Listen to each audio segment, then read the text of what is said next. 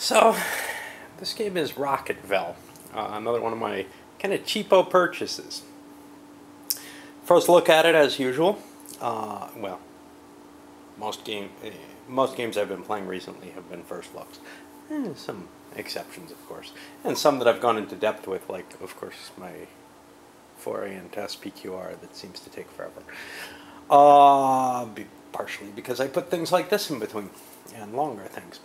Okay, so this is a post-Hasbro Avalon Hill design, and right away that leads me to kind of say, I'm not a big fan of Hasbro to begin with, what they did to the gaming market by grabbing all of it. You know, it's their money and whatever, but it really discouraged me quite a bit, and I had left a bad taste in my mouth with how many of the sort of American family game style companies that they took over. And the Avalon Hill takeover was, of course, the most damaging to my poor existence. So, not that Avalon Hill was that great a thing from my point of view, but it was sad to see a company that put out a significantly goodly number of pure war games to just disappear into something that seemed absolutely convinced not to put those out. To put out not just things like this, but things that had more of a popular appeal, like an Axis and Allies type game. So, the game has a low rating over on Board Game Geek, and I can kind of see why. My initial impression is, no matter how good this is, it's only a couple pages of rules. It's not a very complex game. It doesn't look like there's a lot of deep strategy in it. But, you know, nobody's really going to fall head over heels for it. So nobody's going to give it a high rating. Whereas there's a lot of negatives to it. The Avalon Hill Hasbro combination. Some people that may just create an instant step away, like me. But also, some people may actually have played some of their other games and been looking for something along those lines, and they ran into something that, in a lot of ways, is closer to some of the older Avalon Hill games like Showbiz or TV Wars. Very, very simple, and doesn't appear to be a huge strategy game. Let's go over what it's about before I actually start playing, and we can do that best by looking at the rules a little bit. So, the goal of the game is to get your little victory point popularity as high as you can. The person with the highest popularity wins the game.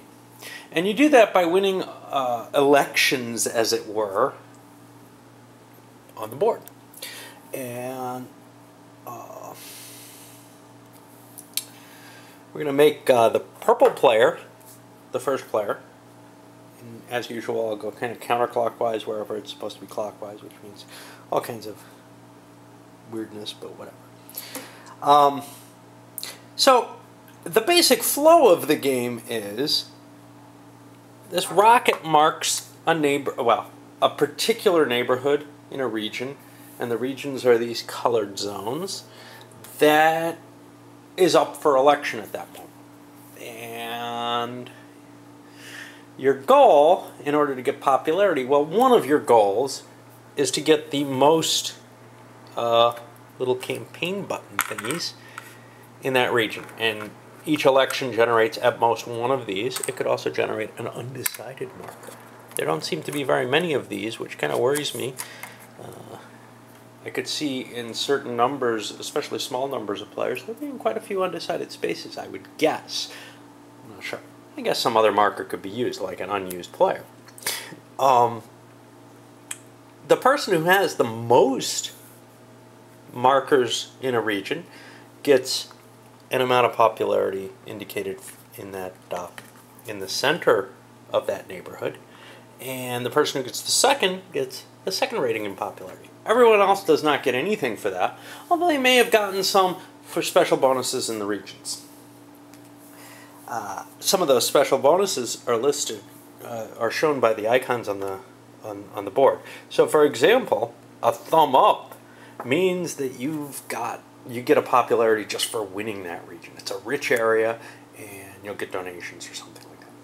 A thumb down means that if you came in last in that region or tied for last, you lose a popularity. Popularity can never go below 0, though. So if you're doing poorly, you don't have to compete in bad neighborhoods. Some of the other things that happen here, the little handshake, and that's for tech areas. If you win that space, you get a bonus campaign promise card. And I'll go into what those do for you. You start off with a hand of 4 of them and 1 special card. The special card's your campaign planning card. You can't lose that. But the campaign promises are really how you gain votes. All right. And what is the last one? Well, we've got this little robot campaign assistant. If you win an area with a robot, you get a robot card. Now, robot cards are kind of cool because they give you some goal to aim for. And if you get it at the end of the game, you get a bonus in popularity, as far as I know. There may be other bonuses or penalties to them. I'm not sure, but that's my assumption at this point. What else do we have on here? Ah, yes. The campaign, the neighborhood center. Each area in the neighborhood's worth 1 vote, except for the center, which is worth 1.5 votes. Enough to break a tie in that neighborhood. Okay, what else do we have? Well, let me explain the basic flow and how the voting happens. So, at the beginning of the game, the first player, I think, drops this thing somewhere. Yeah, he drops this anywhere in the spaceport. I don't know where that is. That's over here. So I'll be picking something down in this area. I don't know which one. I don't know why to pick one. We'll look at his cards, or her cards in this case, and see. She's got one really... Okay. So let me explain how the voting happens. On each turn when the rocket's placed somewhere, you have the option, well, you must play one of your cards. If you play a gray card, that's how much you're competing.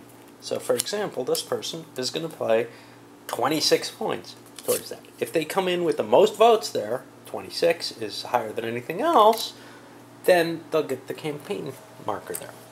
If they don't, they don't. And their card is discarded into the deck, into the discard pile. If instead... yeah, you're only allowed 1, right? Yeah. Okay. If instead you play your campaign planning card, and it looks the same on the back, that says, hey, I want more cards. You get your campaign planning card back, but you also get a draw. And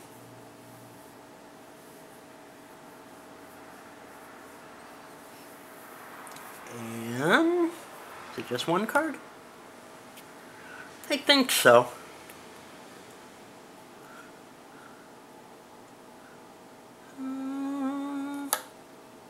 Yeah.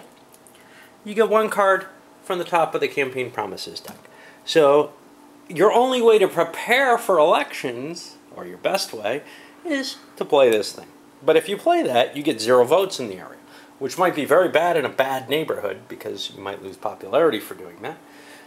It also takes you kind of out of the running in a good neighborhood. If 2 people tie, neither one gets it. The undecided marker goes in play. All right. Hey, how come some of the cards are colored? Well, those are cards that work well in certain neighborhoods and nowhere near as well in others.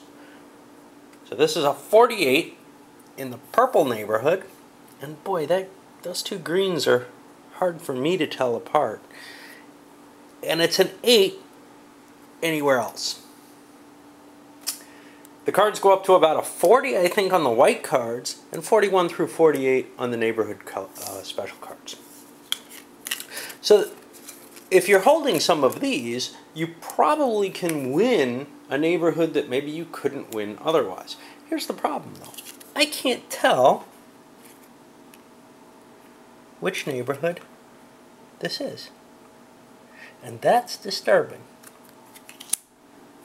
What does this have? Well, it has yellow, which I guess is this, purple, which are these. Okay, so greens, which are these, and browns, which are the yellows. Oh boy. Alright, it's not the neighborhood. It's the type of neighborhood you're in. So this is a poor neighborhood, and yeah, that's a lot easier to see. And this is a purple wealthier, not really wealthy. Is this? I don't know what that is. Residential. Gotcha. Okay, so it's the kind of zone you're in, not the neighborhood. Excellent. Okay. First time looking at it. What else? If the rocket. So after an election's been run, the last person who played a token, who might have been the guy who just won the current election, but if it's not, it's the guy who won the last election before that, gets to move the rocket one space, not diagonally. Okay? And then there's a new election there. If there are no unfilled spaces that he could move to, then the rocket's considered trapped, and there's a penalty for whoever played the lowest value card. And that could be more than one person. They each lose a popularity. Same as if they campaigned in a poor area. And then whoever would have gotten to move the rocket can put it anywhere. So if you're on kind of a roll, if you think you're going to win, you might want to corner the rocket somewhere. Or if you think you're not going to lose, because you might hurt some other people. Okay. Scoring? Well, the scoring is pretty simple. I already explained how the neighborhoods work. If you have the majority in the neighborhood, you get that many votes. If you have the second highest rating, you get this many. If you are the only person who won any neighborhoods in that area, you get the sum of them. And ties are handled as you would expect. If there's two first place players, they split the total. If there's two second place, they split the second place prize. Yeah. All right. And if you have the highest popularity, you win. If there's a tie for that, whoever has taken the most neighborhoods total, whoever has the most buttons on the board, wins. Out of those who tied, I believe. Nope. Yeah, the tied player. Okay. That would be an interesting little factor in the game if you could force a tie so that it went to a different victory mechanism. I've seen games that do that. One of the cooler card games does that, and I'm trying to remember what the hell it was. Highest untied, something down. I don't remember what game it is. It's an interesting game. But that's not in this one. Nothing that complex. Okay. There's also two optional rules. One is to start with an extra with a robot card each. That gives each player sort of this goal beyond the easy ones, beyond the obvious. I'm not going to play with that. I want people to earn their right to gain extra points by actually targeting the robots. But the other one's endorsers. Now, the way the endorsers works in the rules is one is flipped up, and I'm playing with this, and each time someone is the only person, to reveal a campaign planning card, remember, no votes then, they get the endorser. They've cut a deal or whatever. Okay? And then that endorser just passes around. I don't like that. There's a whole deck of endorsers.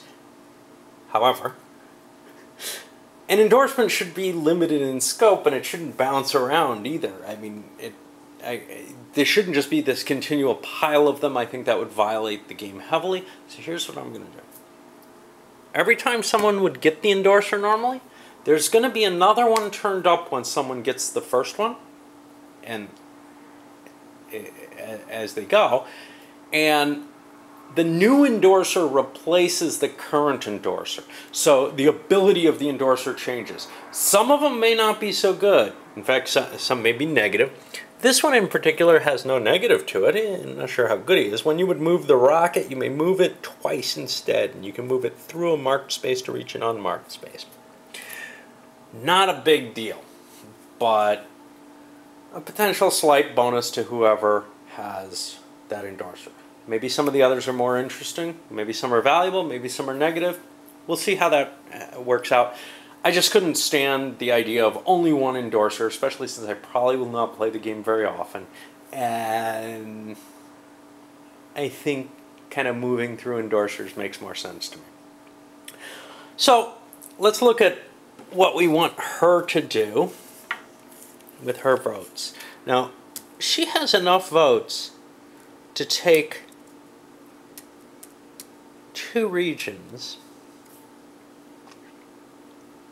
two neighborhoods, but there's no residential area in the spaceport. What I'm gonna do,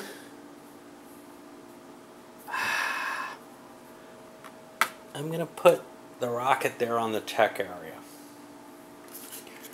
because she doesn't think this is really her neighborhood to win, and that's where she wants it. Allows it to get out of the spaceport area quicker. Anything else? I cannot think of anything else to say in the game. So, let's get started. I'll load this one up, and we'll see how this plays. I've got high hopes for it, that it's actually going to be a pretty interesting game. But, like I said, it's not something that... Oh, there's 2 special spaces that I didn't mention. But it's not something that anybody's going to fall in love with, I think. Alright, what about those special spaces? One is the Galaxy Bank. And this, if anyone wins that area, you can exchange your campaign promise cards, your vote cards, for popularity at a 1-for-1 basis. Now, you're losing cards, but popularity is harder to get than cards. Basically, you're getting campaign donations or something. The other one's Quasar Broadcasting, which is up here.